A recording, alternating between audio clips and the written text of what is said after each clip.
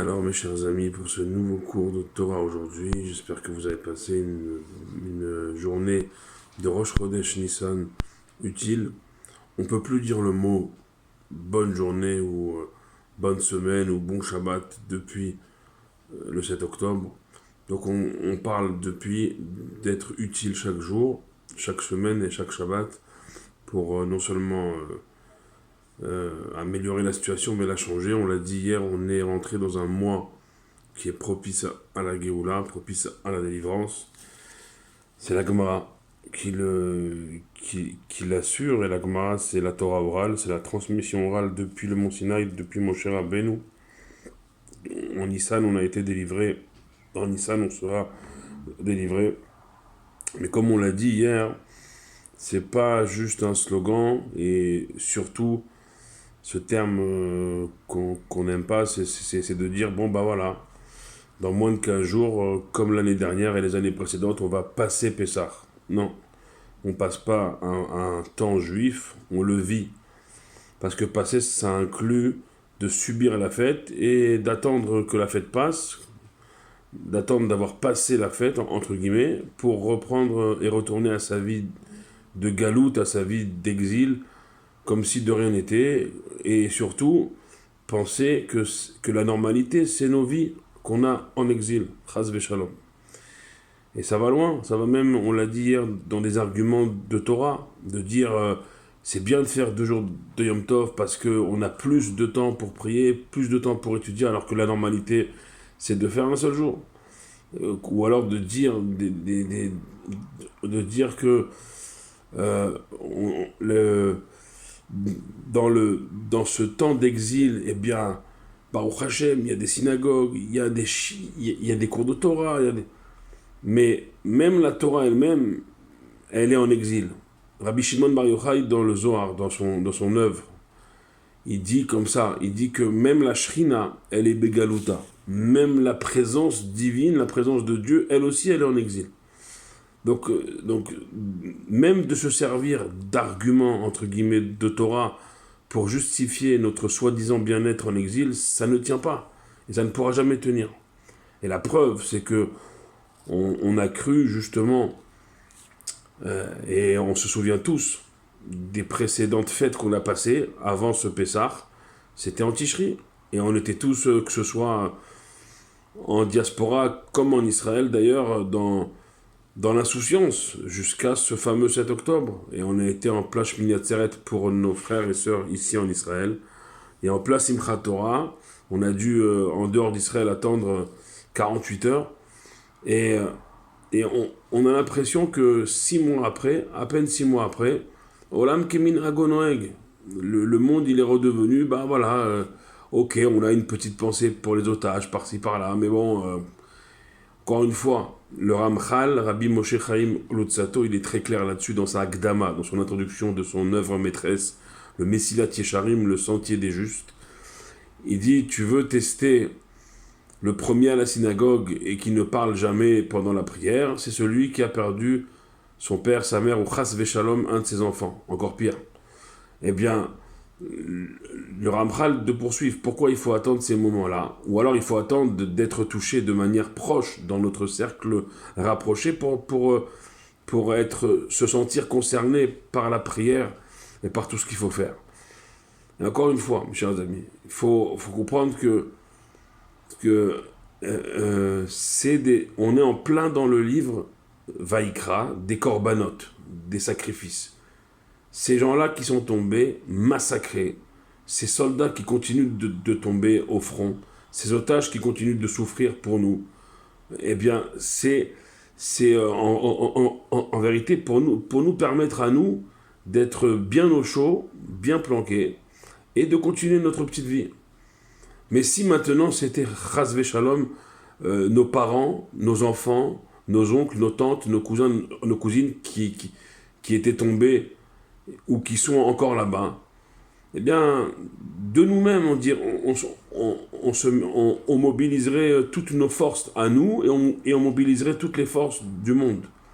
Je ne dis pas, chas v'shalom, qu'on ne se sent pas concerné. Bien sûr qu'on est tous concernés, qu'il y a une solidarité incroyable et une teshuva incroyable. Mais le temps fait son œuvre. Il n'y a pas pire que le temps. Pourquoi? Parce que le temps faisant son œuvre, eh bien, on reprend nos mauvaises habitudes. Je me rappelle qu'il y a quelques semaines, et les premières semaines après, il y avait des livres entiers de psaumes qui étaient lus, et pas qu'un seul livre de psaumes entièrement, plusieurs livres de psaumes lus entièrement chaque jour. Chaque jour. Alors, on rentre dans une forme comment dire, de lassitude, et aussi voilà, il n'y a pas pire que d'être blasé. Et c'est ça tout le sens du mois de Nissan dans lequel on est entré, et c'est ça tout le sens de Pessah. C'est Itrachut, ça va, j'ai réfléchi là-dessus aujourd'hui, et il n'y a pas comme ce mois de Nissan, déjà au niveau de son Rosh Chodesh. Si on dit que d'après la Torah, le mois de Nissan, c'est le premier des mois de l'année, comme on l'a dit Shabbat dernier, Shabbat HaChodesh, que HaChodesh Azelachem Rosh Chodashim, ce mois, selon la Torah, c'est le premier des mois de l'année. Et alors, regardez bien, on a fait un seul jour de Rosh Chodesh pour le mois de Nissan, quand pour le mois de Tishri, le mois de Tishri qui selon les sages est calendairement parlant le premier mois de l'année, combien de jours de Rosh Hashanah on fait? On en fait 2. Et on en fait 2 que ce soit en Israël ou en diaspora, c'est pareil.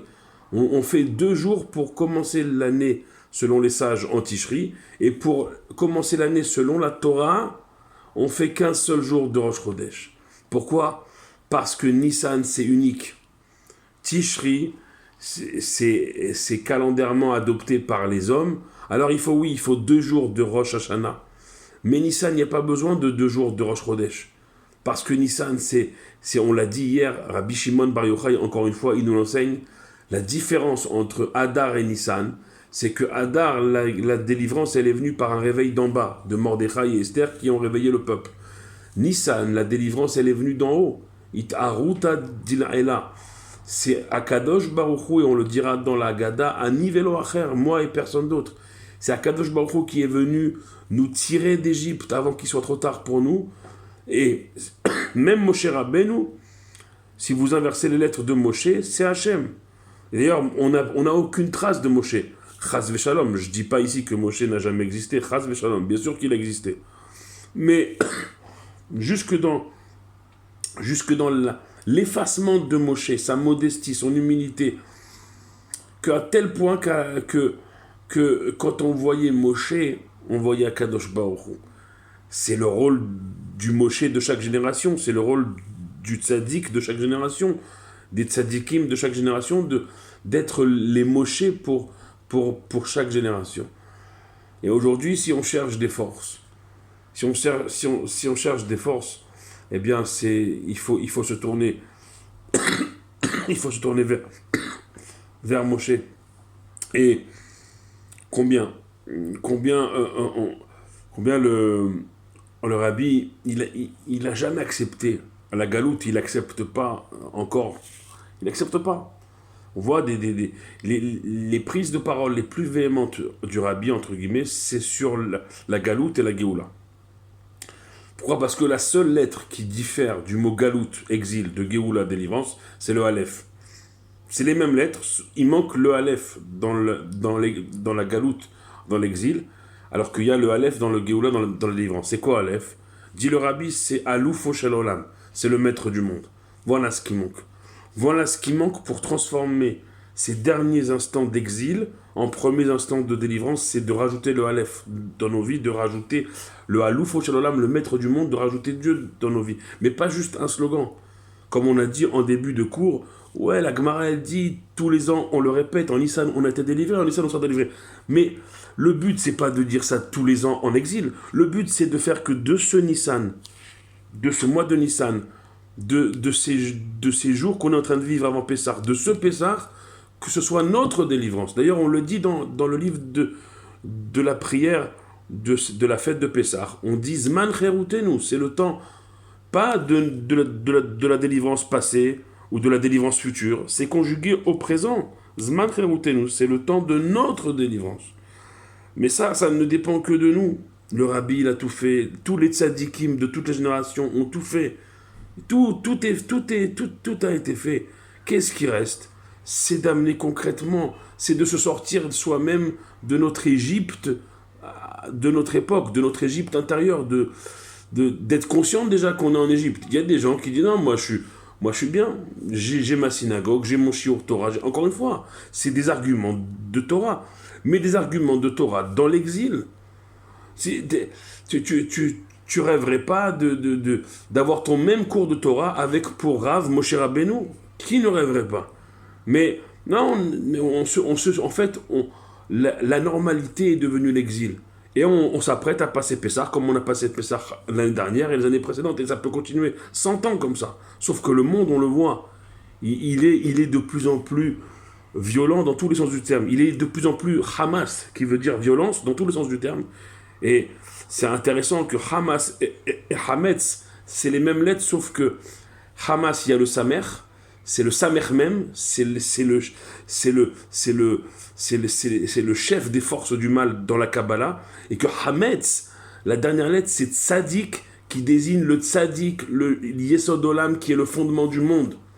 C'est là où on doit faire la différence. Ne pas rester dans ce que le Hamas, dans ce que nos ennemis veulent nous laisser, c'est-à-dire dans le Samer même, dans le mal, mais nous, d'être dans le Hametz, de chasser le Hametz, c'est-à-dire au moyen du tzaddik, de la dernière lettre de Hametz, au moyen de nos tzaddikim et de leur enseignement. Je ne vais pas m'allonger, mais excusez ma véhémence, mais il y en a marre en fait de tous les ans, passer des Nissan et des Pessar, et puis voilà, Mashiach n'est toujours pas venu, et puis 6 mois après, on s'étonne, ah tiens, il y a une nouvelle catastrophe, ça suffit, on va dire dans la Haggadah, Dayenu, ça nous suffit. À nous de nous prendre en main, et moi le premier, et de faire de ce mois de Nissan, déjà avant Pessah, dans ces jours-là avant Pessah, où chaque jour c'est un chef de tribu qui amène son offrande pour l'inauguration du Mishkan, de faire dès maintenant, dès ce soir, à la seconde où on se parle, d'amener notre délivrance. Baruch Adonai Leolam, Amen, Amen.